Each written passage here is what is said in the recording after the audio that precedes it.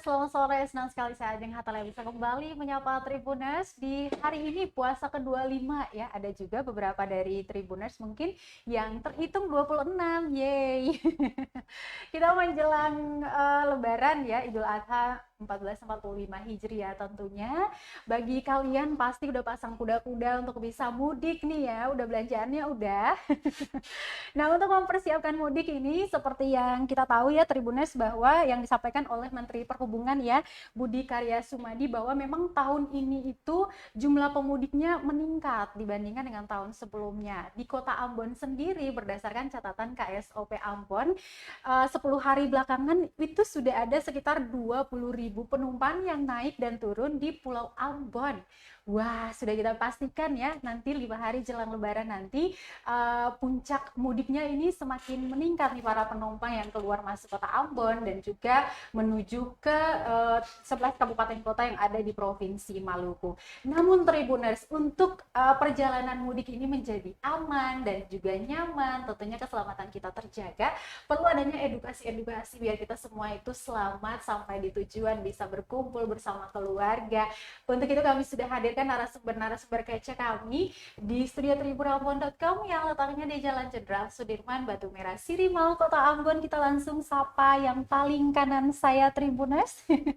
Dia merupakan Kepala Unit Operasional dan Humas PT Jasara Harja Cabang Maluku, Pak Manggala Aji Mukti, yang selanjutnya akan saya sapa Pak Aji. Selamat sore. Selamat sore. Apa kabar? Baik. Terima kasih sudah memenuhi undangan partner kami untuk bisa hadir di studio tribunambon.com sore hari ini. Dan Tribuners, hadir bersama kami juga Head of Emergency Department atau Kepala IGD Siloam Hospitals Ambon, ada Dr. Ivana Teresia Tunas. Selamat sore Dr. Ivana. Sore. Kabarnya? Baik, Kak. Oh, thank you so much. Ini sudah mau hadir di undangan kami juga ya.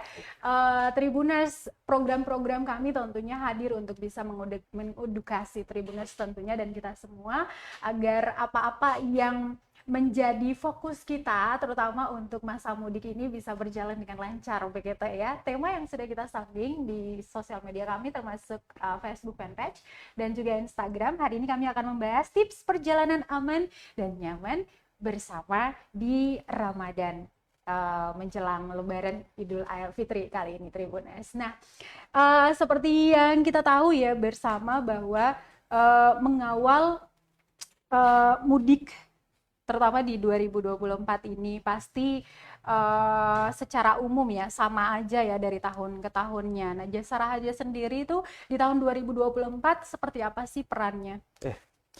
Baik, Kak Ajeng ya. Terima kasih atas waktunya. Selamat sore Tribuners yang saya cintai dan banggakan, Dr. Ivana. Mungkin terkait dengan Jasara Harja, pasti ada tugas pokok dan fungsinya.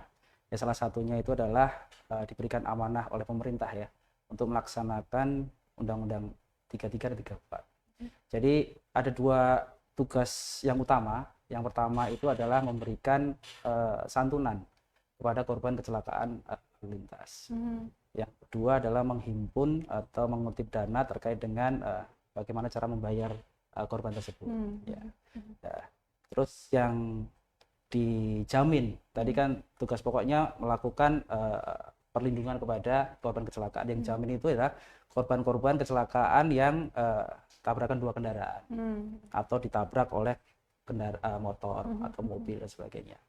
Termasuk juga para Tribuners ini melakukan mudik kan pastinya menggunakan alat angkutan umum. Tadi sampaikan bahwa ada 20.000 yang sudah melakukan mudik ya.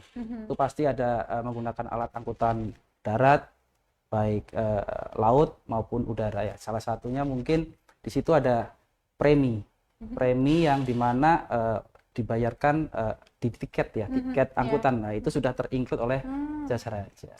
Jadi tugas pokok fungsi Jasara Harja adalah melaksanakan pembayaran santunan dan menghimpun dana kecelakaan lalu lintas. Baik, dalam menciptakan suasana mudik yang aman dan nyaman nih, sejauh ini udah mempersiapkan apa dan seperti apa sih gambarannya nanti? Karena puncak mudiknya nanti di H-5 sampai H-32 begitu ya. Jadi kalau dari Jasara Harja, sebagaimana arahan dari manajemen, kita melakukan pospam H-7 sampai H+7 ya. Itu dilakukan di hari Rabu kemarin. Jadi kita sudah menyiapkan terkait dengan mobile terkait dengan pam-pam yang akan kita lakukan. Salah satu contohnya ya kita melakukan mobil unit kesehatan. Jadi pada saat para pemudik datang ke pelabuhan, ke terminal, kita wajib memberikan kesehatan bagi mereka. Termasuk juga driver-driver yang ada di situ. Jadi bagaimana caranya mudik ini agar bisa lancar. Akhirnya kita memberikan bantuan terkait dengan mobil unit kesehatan di H-7 sampai dengan H+7 setiap harinya. Nah, terus yang kedua kita menyiapkan aksi-aksi simpatik. Jadi kan kalau di Ambon tersendiri ini ada beberapa pos-pos yang terpadu. Nah, itu kita memberikan aksi simpatik berupa kue sebagainya untuk yang menjaga pos tersebut, gitu ya. Nah, selanjutnya juga ada kita pemasangan spanduk. Kita lakukan pemasangan spanduk itu 100 spanduk kita sebar di seluruh Maluku. Jadi terkait dengan himbauan keselamatan, jangan antuk kalau melakukan perjalanan, ya kan, kalau istirahat, kalau berkendara, kalau dirasa capek harus istirahat ya. Terus jangan menggunakan handphone, terutama itu biasanya kan. Kalau handphone pada saat melakukan mudik itu harus berhati-hati. Mungkin itulah beberapa kegiatan dari Jasa Raja terkait dengan mudik. Posko tadi menarik, itu tersebar di daerah mana saja? Kalau kita punya Pulau Ambon dan Pulau Siram yang terbesar, begitu ya, tersebar di mana saja? Jadi kita memiliki anggota itu 21. Jadi setiap kabupaten itu memiliki ada satu anggota yang standby di H-7, H+7 gitu ya. Nah, setiap posko yang ada di Ambon ini semuanya kemarin sempat kita melakukan survei bersama dengan pihak stakeholder, khusus dari pihak Polri, dari BPTD, dari Dinas Perhubungan Provinsi dan sebagainya, mengecek terkait dengan kesiapan pos-pos tersebut. Jadi hampir setiap pos yang ada itu akan nanti kita lakukan aksi simpatik lah terkait dengan kegiatan tersebut. Karena memang dari sisi anggota itu tidak mencukupi ya. Jadi seharusnya memang kalau se-Maluku itu SDM harus diperbanyak, tapi karena memang fasilitas SDM kita kecil, akhirnya ya kita hanya mobile saja terkait dengan pos-pos tersebut. Tapi koordinasi dengan lintas sektoral itu tetap jalan di berbagai daerah. Sejauh ini seperti apa dan bagaimana? Ya, jadi kalau lintas sektoral khususnya pembayaran santunan, itu kita sudah bekerja sama dengan Rumah Sakit Siloam. Dulu Kak Ajeng, Bunes, kalau terjadi kecelakaan di rumah sakit, itu korban itu harus melakukan pembayaran, baru nanti melakukan reimburse ke Jasa Raja.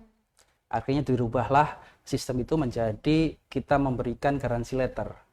Jadi pada saat korban itu masuk rumah sakit, dia tidak perlu mengeluarkan biaya. Nanti dari rumah sakit lah yang menagih ke Jasa Raja. Dan itu dibatasi 14 hari setelah pasien keluar, itu harus dilakukan pembayaran oleh Jasa Raja. Jadi itu fasilitas yang kita sudah kerjasama dengan Rumah Sakit Siloam, termasuk juga dengan stakeholder yang lain. Ada juga dengan pihak Polri.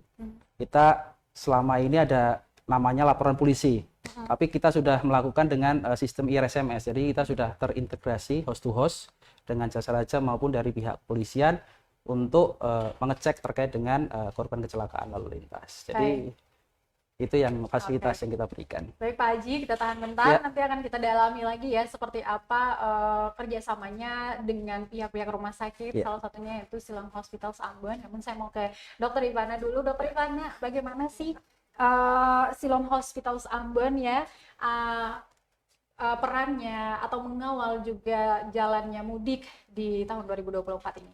Oke, sebenarnya bukan dari mudik saja ya, hampir setiap hari kita tentu menangani berbagai macam pasien yang datang di IGD dengan sesuai dengan kebutuhan pasien tersebut.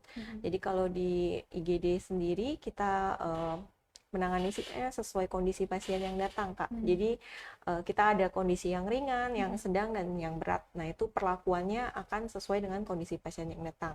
Untuk persiapan mudik dari Siloam sendiri, kita juga ada paket medical check up. Mungkin sebelum mudik nanti kan banyak makan-makan, banyak acara medical check up dulu. Jadi ada tahu data sebelumnya nih kan. Jadi kalau misalkan hasil medical check up-nya tidak terlalu bagus, mungkin waktu mudik jangan kalap gitu istilahnya ya.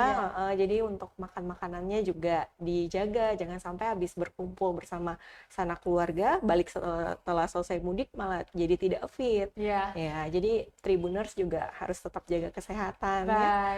Sebelum mudik kita punya paket medical check up yang bisa dilakukan di Siloam. Oke. Nah, ini juga sebenarnya untuk Tribuners kalian yang sudah mempersiapkan opor misalnya, apalagi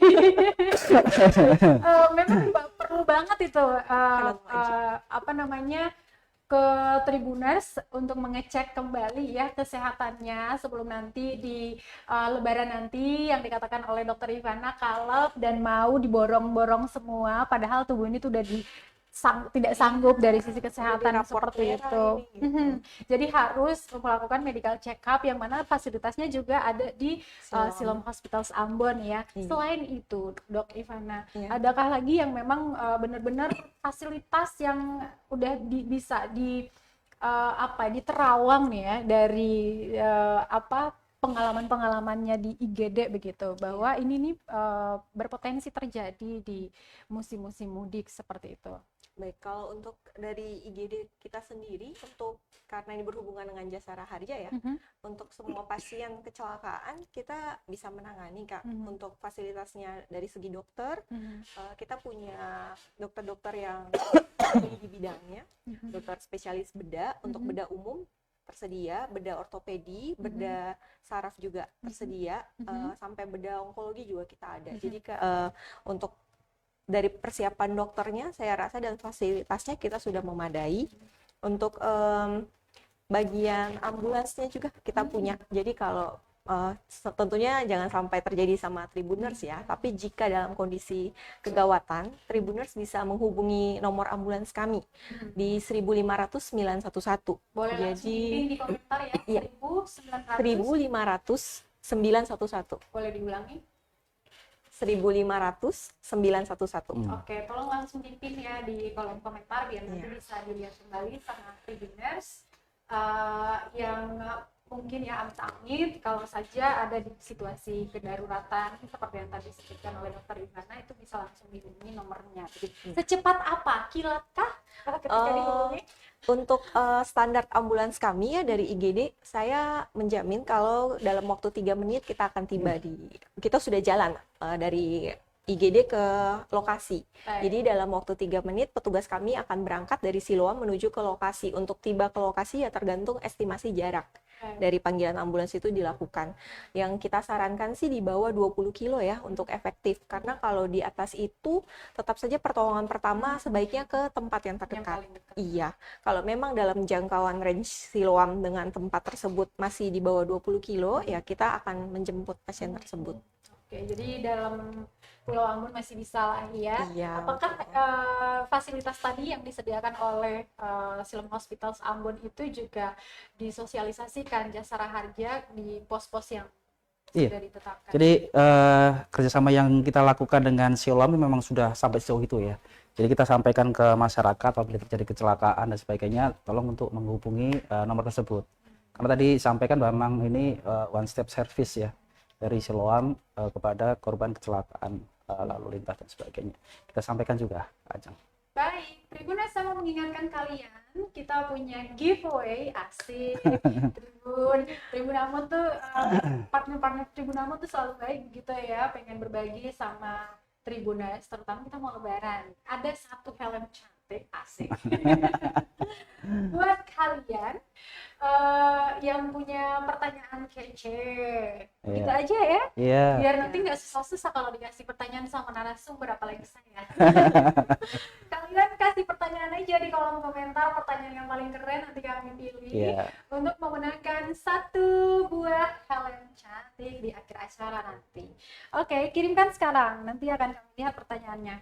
Baik, masih terkait dengan kerjasama kedua pihak ini dalam mengawal ya mudik yang nyaman dan juga aman. Nah, nanti pasien itu bertanya-tanya ya, atau pengendara nih takut gitu kan ya, ketika sudah kecelakaan mau ke rumah sakit, aduh jangan dulu begitu kan ya, kadang seperti itu ya, apalagi silom, aduh mahal gitu ya.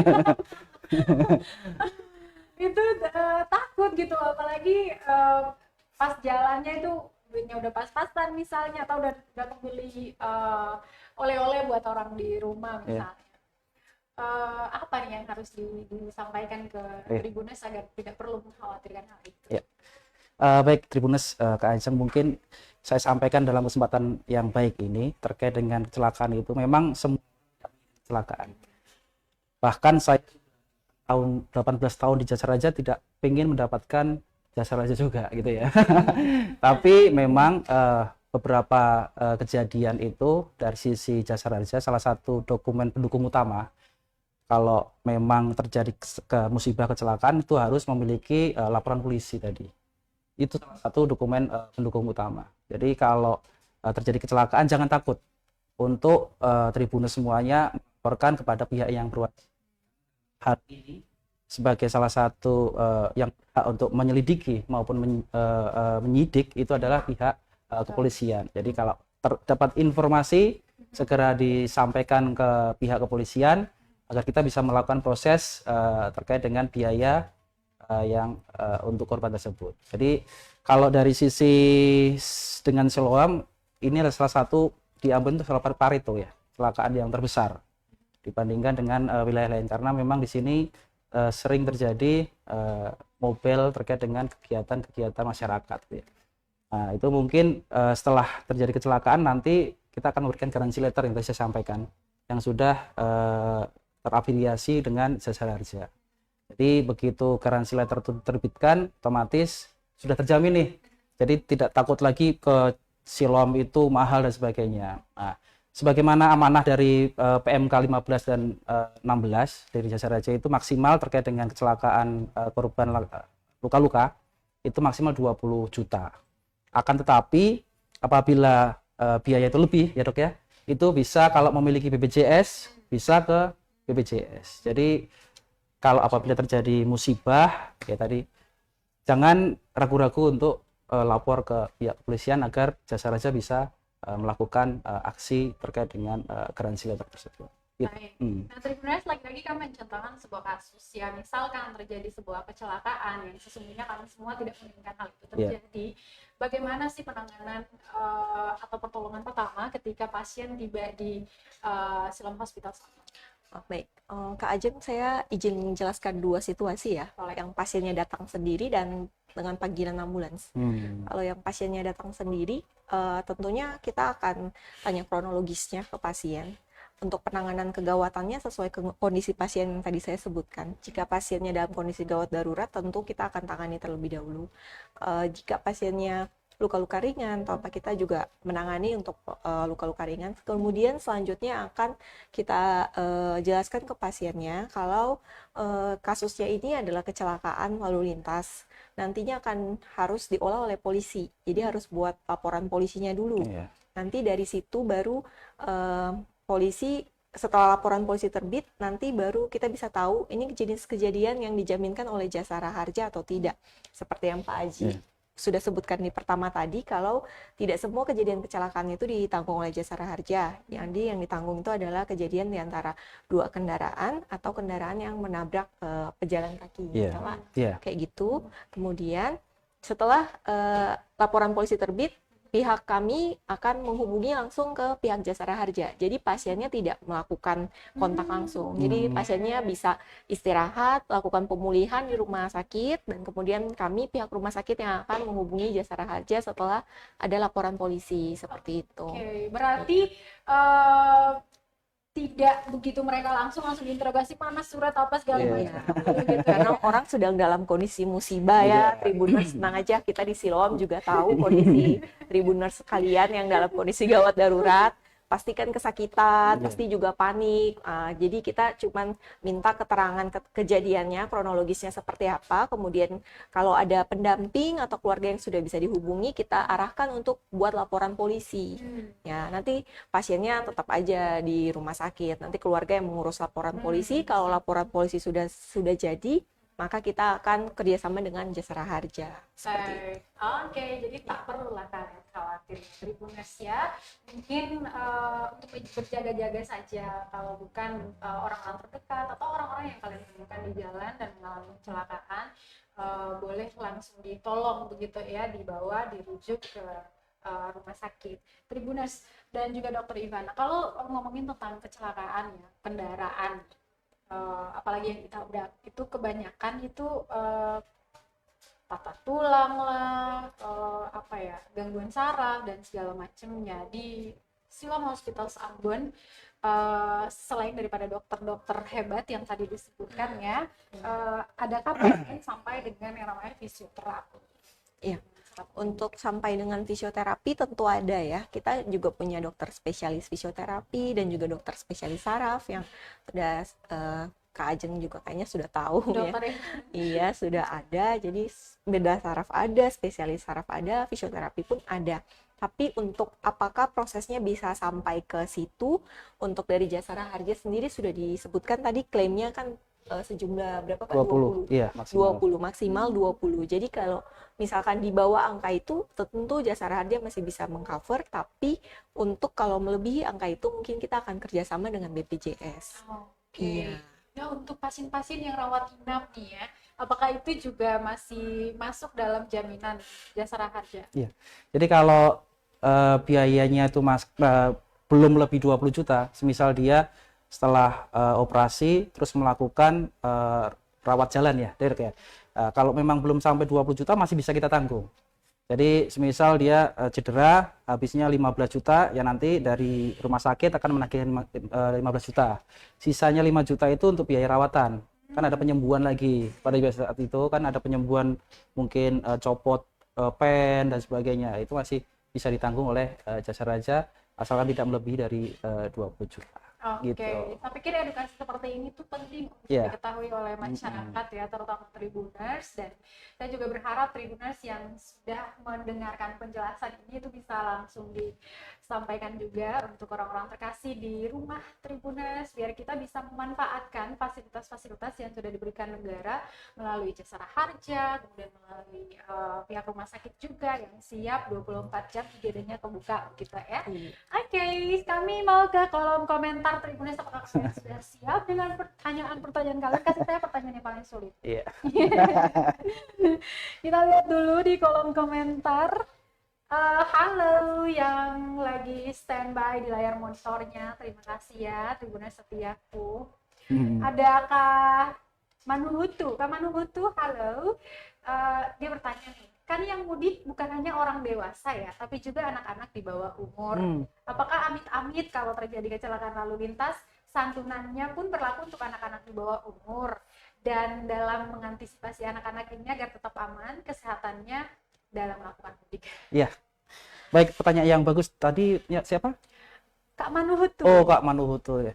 Jadi pertanyaan yang bagus mungkin kan kalau dari sisi Jasara Harja itu kita memiliki customer itu seluruh masyarakat Indonesia, baik anak kecil, muda maupun dewasa, tidak melihat dari sisi umurnya. Apabila terjadi kecelakaan akan sebagaimana Undang-Undang 3334 akan kita cover ya. Jadi segala usia kita cover terkait dengan kecelakaan tersebut, terkait dengan cedera yang dia miliki. Inilah mungkin sedikit edukasi juga kepada Tribuners. Jadi pendapatan yang kita miliki untuk membayar Jasara Harja itu adalah dari sumbangan wajib dana kecelakaan lalu lintas. Kalau Bapak dan Ibu Tribuners itu melakukan pembayaran di Samsat, itu ada yang namanya SWDK LLG. Yeah. Ya. Nah, itu adalah salah satu dana yang dibayarkan oleh masyarakat untuk melakukan pembayaran pajak. Nah, akan tetapi ada penyeberang jalan, tukang becak, sepeda angin, itu kan tidak melakukan pembayaran pajak gitu. Tapi kalau terjadi kecelakaan ditabrak sepeda motor atau mobil, tetap kita jamin. Jadi karena memang kita adalah asuransi dari yang dipilih oleh negara terkait dengan asuransi sosial, makanya kita memberikan santunan tidak melihat dari sisi usia. Semua yang mengalami kecelakaan yang terjamin oleh jasa raja akan kita lakukan pembayaran. Baik, Gitu. ini benar-benar yang dari rakyat kembali ke rakyat lagi begitu ya. Jadi itulah namanya sumbangan, panjangnya apa saya lupa lagi. Sumbangan wajib. Sumbangan wajib. Jadi kalian yang berkendara wajib dibayar. Oke. Iya, ada lagi yang mau menyaingi Kakak Manufutu di kolom komentar untuk memperebutkan 1 unit helm? Tidak ada? Ini komen apa ini? Baik, oke, kita langsung ke pertanyaan berikutnya aja. Untuk bisa masyarakat umum ya yang melakukan perjalanan mudik untuk merayakan Hari Raya Idul Fitri bersama dengan keluarga ini, yang harus dilakukan itu seperti apa agar mereka tuh terhindar dari hal-hal yang tidak kita inginkan bersama. Mungkin kita dengarkan dulu dari Pak Aji. Iya. Baik, mungkin sedikit menyampaikan bahwa pemerintah itu sudah memberikan fasilitas terkait dengan pos-pos terpadu, pos pelayanan yang ada di Ambon. Kalau memang dirasa capek, dirasa lelah, dan dirasa memiliki kebutuhan terkait dengan mudik tersebut, ya bisa digunakan fasilitas tersebut. Mungkin himbauan dari Jasa Raja khususnya, karena dari Januari sampai dengan Februari ini kita memiliki angka range kecelakaan yang tinggi, bahkan lebih tinggi dari, bukan lebih tinggi, paling tinggi se-Indonesia. Itu sebesar 59% ya. Di Ambon? Di Ambon, ya di Maluku. Di Maluku. Okay. Jadi kita membandingkan aktivitas kecelakaan tahun 2023 dibandingkan dengan 2024. Ternyata kita memiliki angka dimasuk triwulan 1 sampai dengan bulan Maret, syukur alhamdulillah puji Tuhan ada penurunan sebesar 4,9% terkait dengan kecelakaan yang ada di Maluku. Nah, ini menandakan bahwa masyarakat harus aware, karena kecelakaan itu datangnya kapanpun, tidak tahu kapan. Kemarin hari apa? Hari Jumat, hari Kamis ada kecelakaan di Ambon. Orang menghindari lubang, akhirnya ditabrak, meninggal dunia. Dan tadi staf dari saya sudah melakukan survei lokasi dengan mitra polisi, dan hari ini sudah kita lakukan pembayaran. Jadi tidak harus menunggu terkait berapa hari, karena kita tidak target dengan kecelakaan meninggal dunia itu harus 2 hari sudah tersampaikan oleh ahli waris, dan kita sampaikan menggunakan rekening, tidak tunai. Jadi langsung ke ahli warisnya sudah kita sampaikan hari ini. Mungkin dari sisi himbauan kepada masyarakat dari Jasa Raja, pada saat mudik pastikan kendaraan Anda semuanya itu nyaman, aman ya. Lengkapi dengan jaket, lengkapi dengan sepatu, lengkapi dengan semuanya, helm dan sebagainya pastinya kan. Terus yang kedua mungkin terkait dengan rambu-rambu, taati rambu-rambu lalu lintas yang ada. Karena rambu-rambu itu bukan hal yang harus disepelekan dan harus dilihat, karena banyak kecelakaan yang tidak melihat rambu-rambu lalu lintas. Yang ketiga, yang terakhir adalah jujur. Artinya jujur itu adalah kepada diri sendiri. Pada saat Anda ngantuk, ya istirahat. Pada saat Anda lelah, ya harus berhenti gitu ya. Jangan memaksakan kehendak, karena kan kalau mudik pasti perjalanannya jauh sekali. Iya, mungkin itu dari Jasa Raja. Oke, terakhir gimana nih biar Tribuners pulang dengan nyaman, aman, dan terhindar dari hal-hal yang tidak diinginkan. Baik, makasih Kak Ajeng. Kalau dari segi kesehatan, tentunya sebelum mudik itu pertama yang harus diperhatikan adalah kondisi stamina para Tribuners. Apakah jangan sampai selama puasa ini ada yang sakit, ngedrop gitu. Itu perlu dipertimbangkan untuk staminanya, karena kan mudik perjalanannya jauh, misalkan perlu stamina yang oke. Dan kalau staminanya lagi tidak oke, kurang fit, jangan dipaksakan. Seperti yang Pak Aji bilang, jujur sama diri sendiri. Jangan sampai pengen ketemu keluarga tapi memaksakan diri. Akhirnya nanti terjadi sesuatu yang tidak diinginkan. Seperti itu ya. Kita tentunya ingin berkumpul bersama keluarga, tapi keselamatan dan kesehatan tetap yang utama. Kemudian sediakan vitamin dan juga obat-obatan rutin yang sering dikonsumsi, obat hipertensi, obat diabetes, itu tidak boleh di skip atau lupa bawa. Nanti pulang kampung nih mudik, obatnya ditinggal di rumah. Nah itu yang harus diperhatikan sih. Jadi obat-obatan rutin yang dikonsumsi harus tetap dibawa dan dikonsumsi selama waktu mudik. Jangan nanti pas sudah balik baru mau berobat, itu takutnya sudah terjadi komplikasi dan sebagainya. Kemudian jangan pernah berkendara saat kondisinya mabuk, ya, karena Jasara Harja tidak menanggung ya. Tidak menjamin. Iya. Jasara Harja, BPJS, semuanya juga tidak menjamin jika kondisi Tribuners dalam kondisi mabuk. Jadi kalau mabuk, jangan pernah berkendara, minta tolong orang lain untuk menggantikan, atau Tribuners sampai sadar dulu, baru bisa melanjutkan perjalanan. Karena jujur saja di Ambon ini paling sering juga kecelakaan terjadi karena kondisi dalam pengaruh alkohol. Iya, jadi para Tribuners mungkin lagi...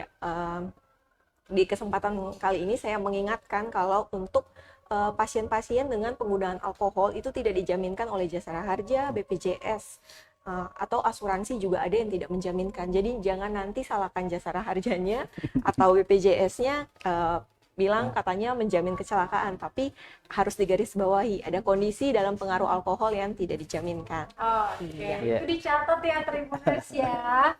Ternyata Pak Aji dan juga Dok Ivana di kolom komentarnya udah pada muncul lagi. Tapi sayang kita udah mau tutup, jadi saingan-saingannya Manu Mutu tadi mohon maaf ya, tidak bisa lagi kalian berkelahi di kolom komentar. Tapi pertanyaan yang ini itu sebenarnya udah dijelasin sama Pak Aji tadi. Kalau mau lihat boleh nonton ulang ya. Kami akan reposting ulang live kali ini baik di kanal YouTube maupun di Facebook fanpage untuk Kakak Niki Julu. Dan juga aduh banyak banget. Sorry ya. Oke, kita punya pemenang giveaway di Tribun Best Story sore hari ini. Selamat sekali lagi untuk Kak Manu Mutu mendapatkan helm cantik persembahan dari kedua narasumber kece kami, baik dari Jasara Harja cabang Maluku dan juga Siloam Hospitals Ambon. Dan thank you so much untuk Tribuners yang sudah mengirimkan pertanyaan-pertanyaannya di kolom komentarnya juga. Thank you. Nanti kita akan jumpa lagi di kesempatan berikutnya begitu ya. Oke, dan sebelum saya pamit, kami kembali mengingatkan ke Tribuners agar tetap mengutamakan keselamatan dalam berkendara. Semoga nanti sampai di tujuan, sampai di rumah bisa berkumpul kembali dengan keluarga dan menikmati momen Lebaran yang syahdu ini bersama dengan orang-orang terkasih kalian. Selamat mudik, saya Ajeng Hatalia dan juga narasumber kece saya yang ada di sini Tribuners, ada Pak Aji dan juga Dr. Ivana. Kami pamit dari Tribun Best Story sore hari ini. Selamat sore dan selamat melanjutkan rutinitasnya. Amato. Download Tribun X sekarang. Menghadirkan lokal menjadi Indonesia.